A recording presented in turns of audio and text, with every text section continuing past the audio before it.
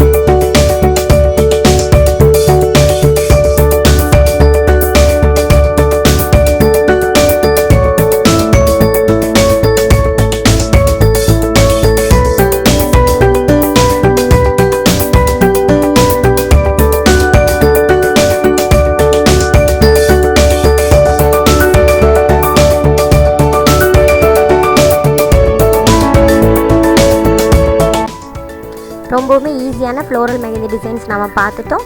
இந்த வீடியோ உங்களுக்கெல்லாம் பிடிச்சிருக்குன்னு நம்புகிறேன். சீக்கிரமாகவே நான் உங்களை அடுத்த வீடியோவில் சந்திக்கிறேன். நன்றி, வணக்கம்.